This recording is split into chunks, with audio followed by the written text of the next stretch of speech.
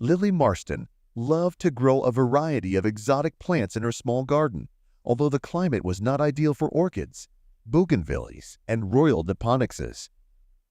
But the determined gardener did not stop at the difficulties and created ideal conditions for these exotic southerners. In response to her incredible efforts, they bloomed beautifully, spreading their fragrance to Lily's delight and far beyond her home. Passersby often stopped to admire the stunning sight. Lily, dressed in a bright sun hat and blouse to match, was like an exotic flower herself, often blending in with the lush garden. Today, her daughter Claire had come to introduce her mom to her new boyfriend, Daniel. "Mom, where are you?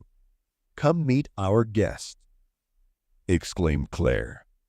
Lily, spotting her daughter and the young man among the greenery, briskly approached them. "Hello?"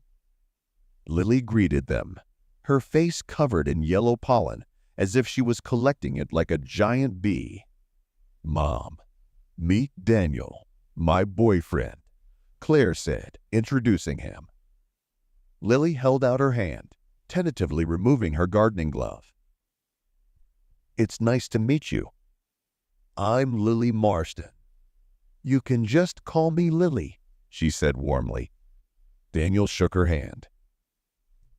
"It's very beautiful here, Lily. You've done an amazing job. Growing something like a royal diponyx here is almost impossible. It's like magic.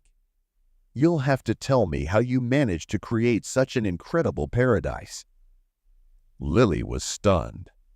It wasn't often she'd met someone who understood the intricacies of exotic gardening, especially in their temperate climate.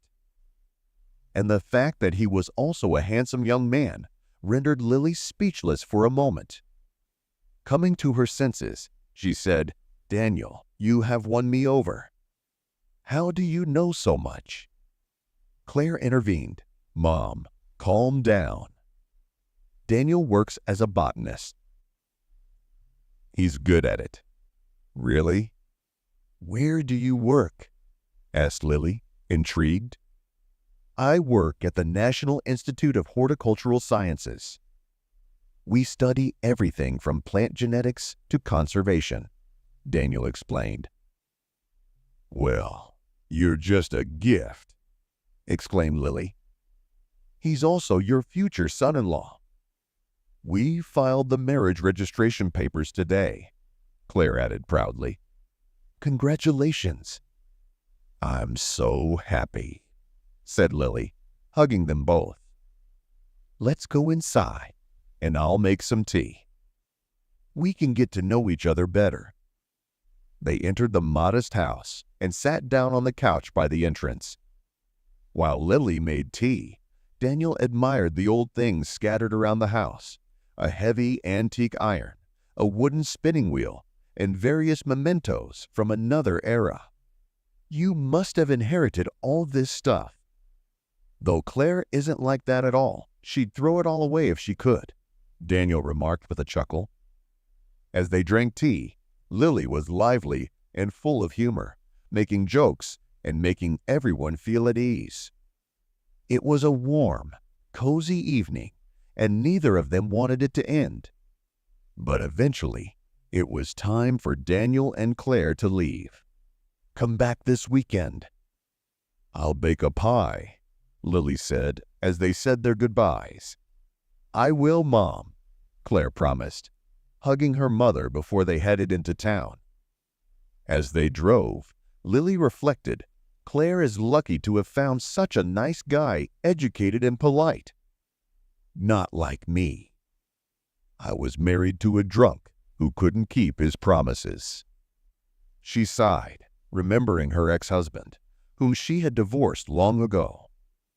After the breakup, she had no desire to commit herself to marriage again. Decent men her age were either already married or had remained bachelors all their lives, and those who showed interest did not possess the qualities she admired. So when Claire grew up and became independent, Lily devoted herself entirely to her favorite garden. The wedding took place soon enough. It was a small, intimate event, attended only by close friends and family. The ceremony was simple, but the reception was filled with stunning floral arrangements. Guests marveled at the rare plants, some of which they had only read about. The flowers were a collaboration between Lily and her new son-in-law, Daniel, a surprise even to Claire. "When did you plan all this? You haven't seen your mom since last weekend," Claire asked her new husband. "It's our little secret," Daniel replied with a mischievous grin. "I don't want you to have secrets from me, even if they're good ones," Claire said, playfully pouting. "Well, I'm afraid your mom and I already have one, and it's unchangeable," Daniel thought to himself, as he recalled the events that had transpired.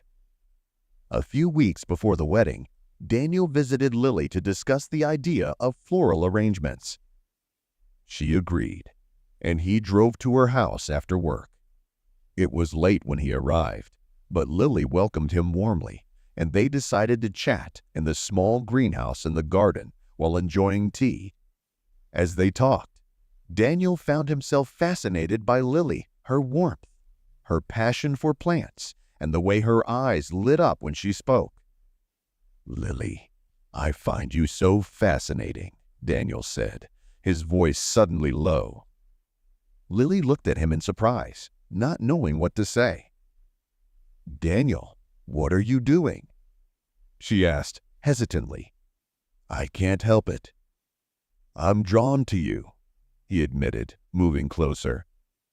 "But we can't," Lily started to protest, but before she could finish her sentence, Daniel's lips were on hers. In the quiet privacy of the greenhouse, with the scent of flowers all around them, they shared a secret moment that they both agreed they would never speak of again.